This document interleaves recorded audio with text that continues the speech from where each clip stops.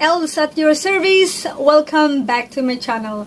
And today's video, I'm gonna teach you on how to play I Love You More by the Isaac. Pero yung ituturo ko po sa inyo ngayon is yung cover po ni Jackielyn Roy. And this song is requested by Antoinette Ilisan of Iloilo City. But before po tayo mag-start, shout out po muna tayo.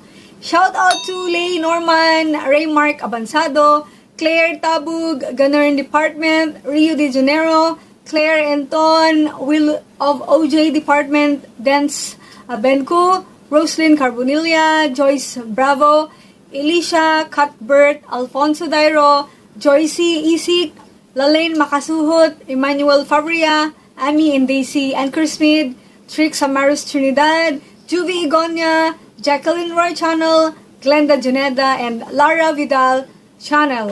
Hello po sa inyong lahat dyan at sana po ay magustuhan niyo po ang bagong lesson natin ngayon. So, let's begin!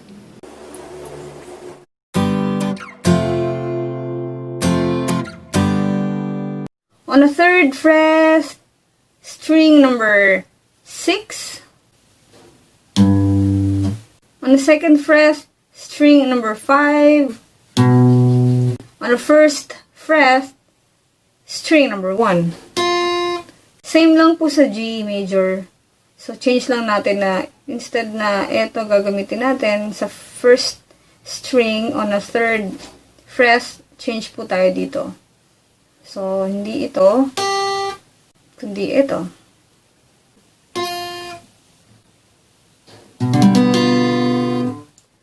So, yan po.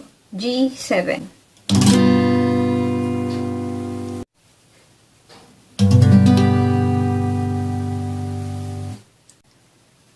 On the second fret, 5th string.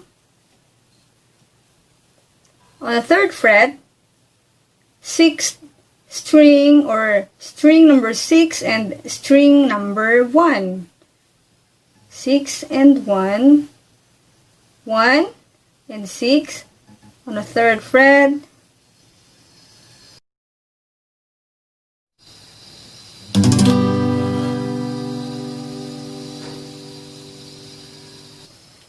Next is G suspended. On the second fret, third string or string number 3. On the third fret, string number 6. String number 1 and 2.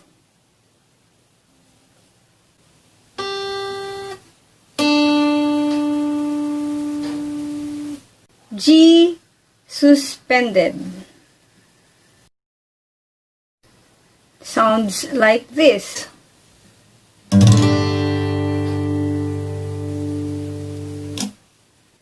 E minor. On the second fret, string number 5 and string number 4. 5 and 4.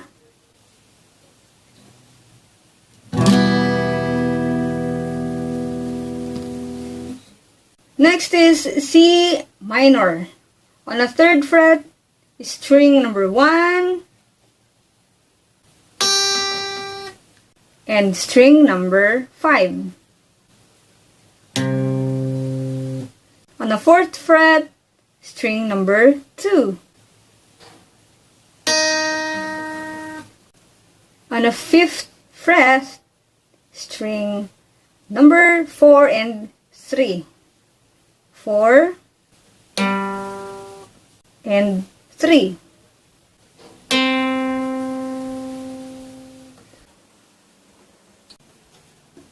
C minor.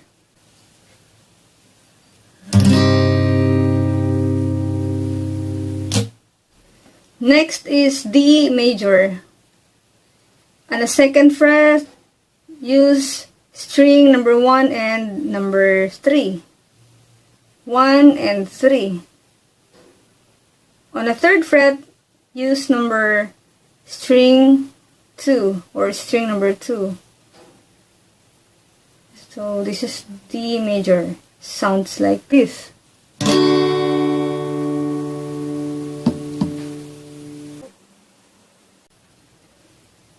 D suspended. On the second fret, string number 3. On the third fret, string number 1 and 2.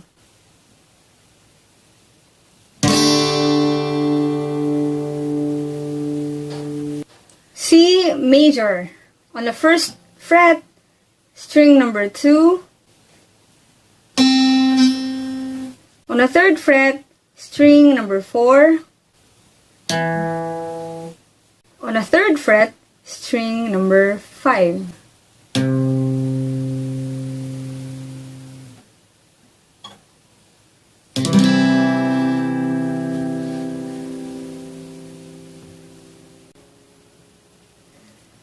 G plus. On the first fret, string number 4. On the second fret, string number 5. On the third fret, string number 6 and number 1. And 1. Hold like this.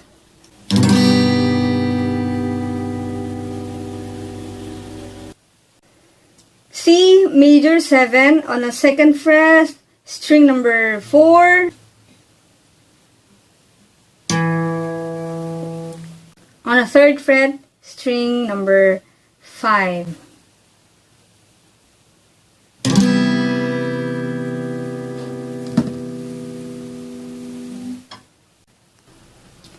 Next is D7. On the first fret, second string or string number 2. On the second fret, string number 1 and number 3.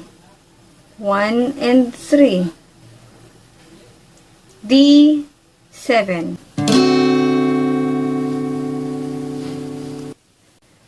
F9. On the second fret, string number 3. On the third fret, string number 1 and string number 4. 1 and 4. On the fourth fret, string number 2.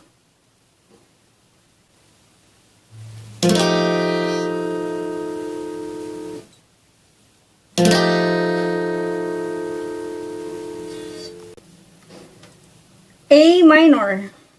On the first fret, string number 2. On the third fret, string number 4 and 3.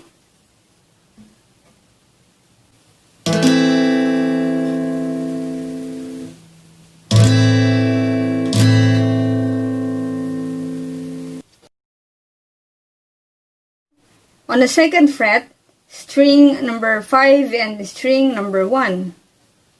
5 and 1.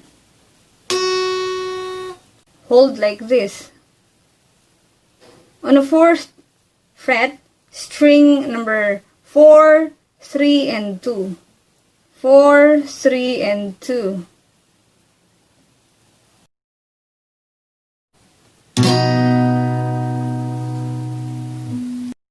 D over F sharp.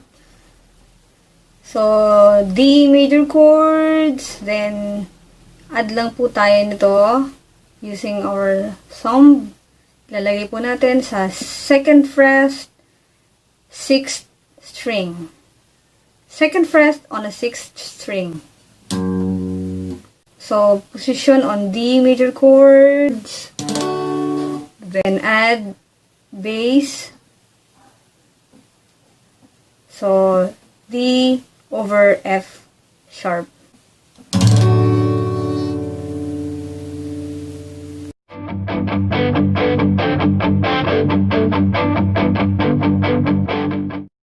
I Love You More chords guide. Intro from G major chords to G major chords, down to verse from G major chords to D major chords. After verse, down to refrain, from E minor chords to C major chords. Chorus from G major chords to D7, down to verse 2, pero dadaan po muna tayo dito sa G major chords to G suspended, then verse 2, ito po, na-sign na to. Verse 2 from G major chords to D major chords.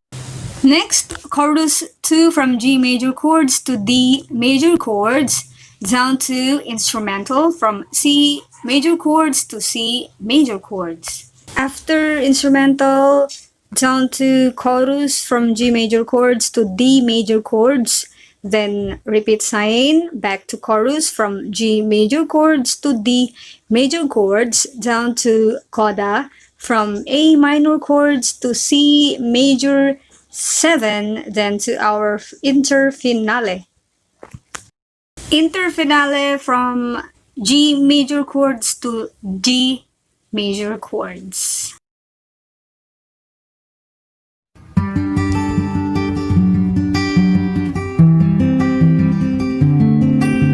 Strumming pattern. So, since napaka-ballad yung sinundan natin na audio ni Jackielyn Roy, cover po ng, yun nga, I Love You More.